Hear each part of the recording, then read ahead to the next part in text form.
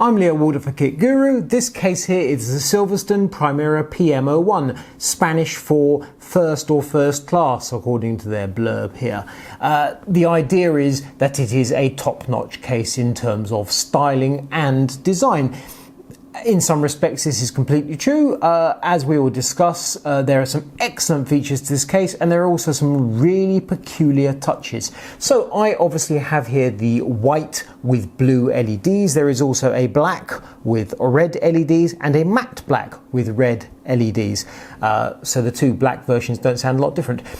Super glossy. If you can see fingerprints, I apologise, because as soon as you touch the thing it just gets marked like crazy. Also, I'm quite sure right now it's reflecting lights like crazy. I'll pull the panels off in a moment.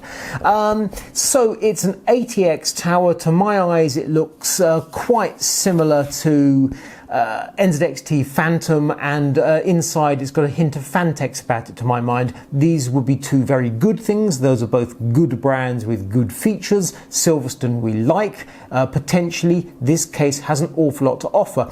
The list price is slightly under £100. In the UK you can find it discounted to just under £90, so we're looking at mid-range to plus a little bit, i.e. not extortionate, certainly not cheap on the other hand. So before I turn the power off and show you what's what, it comes with three 140mm LED fans at the front and one 140 fan at the rear that is not LED. So as you can see, we've got three fans illuminating away, if that's a verb. We also have some light in this vent here, and in that vent there, and inside the window.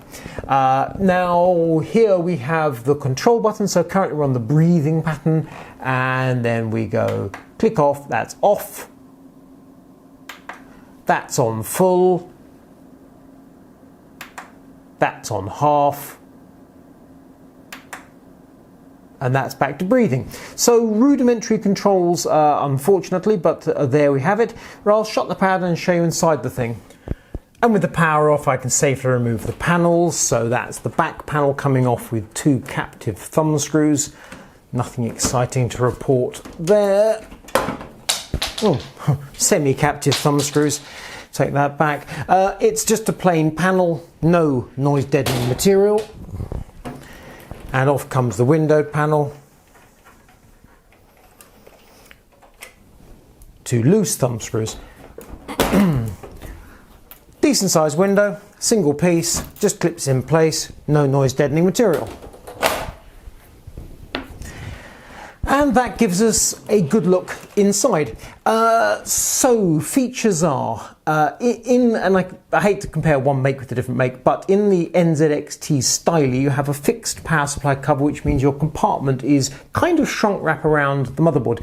Now SilverStone makes a feature of the fact you have an enormous amount of space for your graphics card. This is an Asus R9 390, which is a big beefy graphics card, and it has heaps of space available. You can put a graphics card up to 16.5 inches in length. I can't think what that is in millimeters, top of my head, but that's everything in the world. I've never seen a graphics card that wouldn't fit in this space. But you cannot put an eATX motherboard in, not even by the spec of the thing. I mean, I would have thought you could kind of get a bit funky and just basically let it hang over here, but it will definitely block the cable management grommets, so not a good idea. So even though it's quite a big tower, ATX or micro ATX or mini ATX, but ATX is your lot. Now, when it comes to cooling, you'll see I've used this Fantex 120mm cooler, which is a decent piece of hardware rather than an all-in-one or indeed a custom loop.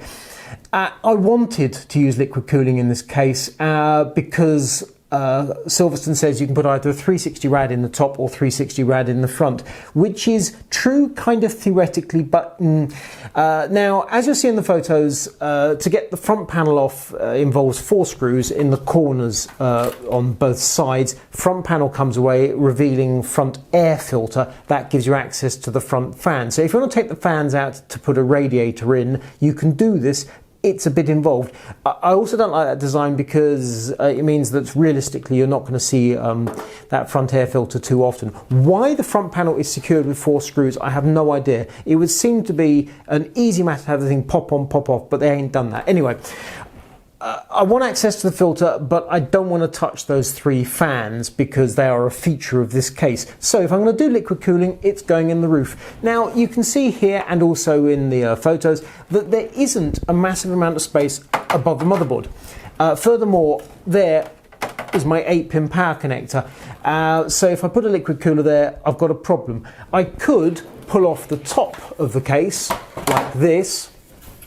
And I want to point out that this is actually secured with 4 little screws that go in the sides here. So you have to take the side panels off, take out the 4 correct screws, and then you can release the top. And again, as you'll see in photos, there is space here. You can certainly use it for cooling. Putting a 360mm liquid cooler or a 280 or 240 or 120 or 140, but think I would have said 240, 280 rather than 360, in the roof of the case, I'm going to say is certainly possible.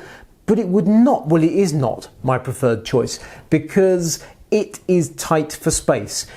Despite the fact it's very long in this dimension, it ain't particularly tall. And this top section here, yeah, you can put cooling in, but an air cooler is so much easier. So there we go.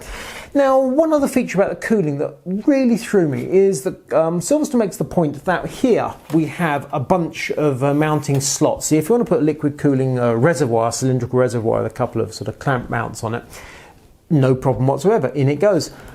And where, I ask you, does the pump go? Logically, you want to put 4 studs into 4 holes. I would have thought here would be the thing. And this is a problem, a significant problem if you want to put a pump on the thing, because this part here is sort of a very flexy, thin thing to do with. It's like a shroudy thing covering up your, going down to your drive bays. You ain't going to be drilling that for sure. The power supply cover, you could be putting some mounts in there and then putting a pump here, but then you're going to be clashing with your graphics card space. So not so clever. So liquid cooling, and I hate to say this, SilverStone makes big claims about liquid cooling which are justified theoretically. In practice, I really don't see it. Obviously, replacing the stock 140 rear fan with a liquid cooler would be an absolute doddle. But, you know, you generally want a bigger one, it's going to go in the roof. So approach that with caution, I say. Drive bays, on the other hand, in this thing are really clever. So we have 3 caddies here, which are 3.5, 2.5s, as you can see, in the usual preferred way. When I said earlier, it reminds me of Fantex. Fantex has 2 bays like that or caddies like that in many of its cases. In this instance, you've got 3. It seems immediately familiar. It's a good idea. You also have here 2 sort of 2.5-inch drive sleds, SSD or hard drive, and you've got a bunch of holes here, 1, 2, 3 sets of where you can mount an SSD or hard drive directly to the case. Now, if you're going to do that, you need access here for the mounting screws.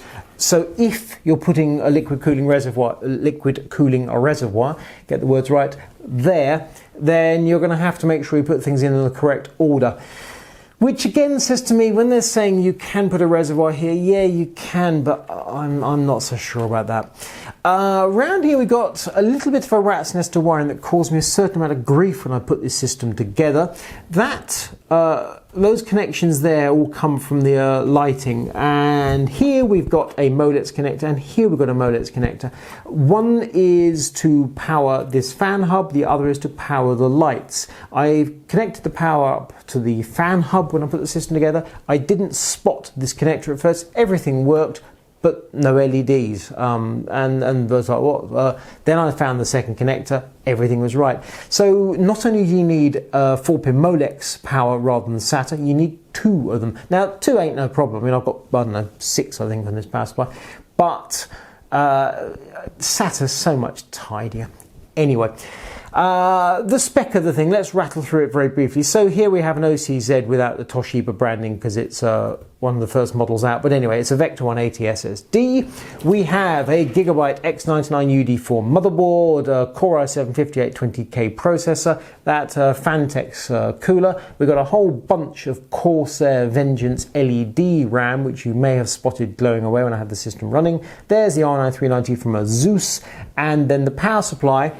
And obviously you can't see it on this side of things. but there we go. Unfortunately, the logo's upside down. Is our favoured Seasonic titanium prime power supply. Very nice it is too. System build therefore might sound a little bit odd in that it's a Core i7 LGA 2011-3 with an air cooler on it, and you might wonder how that worked. Well, it idled with the CPU at 27 Celsius, which is only about, it's a warm day here, there's only very few degrees above ambient. Under extreme load went up to 50. Now if I was running liquid cooling on that, it would be a lot lower. The graphics card idled at 43, went up to 84 under load. We know the R9 390 is a toasty beast, so that's no great surprise. So basically the system behaves itself absolutely admirably with some serious hardcore kit inside. What do I think about it? I liked the case when I turned it on, when I saw the system, I saw the lights glowing and I looked at the cosmetics, I liked it. When I was putting it together and I found that I want to put a liquid cooler, where's the liquid cooler going to go? I sort of, a couple of times I got rocked back on my heels, and that made me feel a little bit apprehensive about the thing. But when you kind of put the build behind you and look at what I've got here, it's a really tidy system. The fixed power supply cover, I prefer a power supply cover that you can remove, but there's no denying it looks the piece. Unfortunately, in this instance, it's covering up a really posh power supply, but there we go. The cabling is not the neatest. There's no two ways about that, but it's okay, and obviously it's all out of sight. But all these sorts of lighting and fan connections, they're not great. But then wiring in 3 fans from the front, that's never going to be easy. The fan hub, there's 10 connections there, of which we've got 3 going to the 3 front fans. 3-pin only, not 4-pin. There's no PWM connection going to the motherboard, so basically the fans sit there and just run at the speed they run at without any control. They are audible. They're actually pretty quiet. I expected them to be horrible, and I was very pleasantly surprised there. So good. The unlit fan at the rear, similar story. That's actually just plugged straight in the motherboard rather than stringing a cable through, and works perfectly well. Cosmetically, the thing actually is very appealing to me. In terms of the space inside it, some more space going up would be good, because the space doesn't really work that well for me. The styling is such, like, is nice enough. The way the air flows through it's very good indeed. This is an airflow monster, no two ways about that. But I want it easier to install liquid cooler. You can install liquid cooler, but it's just not as straightforward as it ought to be. The space isn't in the right place. If I'm going to have reservoir mounts, I want a pump mount. I want an obvious pump mount. Ideally, an accessory pump mount that the pump just drops on. If I had that, I'd be a very happy man. Pricing, I can't complain about the pricing actually. It's a little steep, and if they're to change 1 or 2 details, it'd actually be entirely reasonable. But as things stand, it's like, yeah, I mean, you're not going to be fussed, frankly, whether it's 80, 90 or £100. If you're in the market for this, if you've been won over already by the looks and you saw those fans glowing away, then it's sold. If not, then the pricing is going to be a mere detail.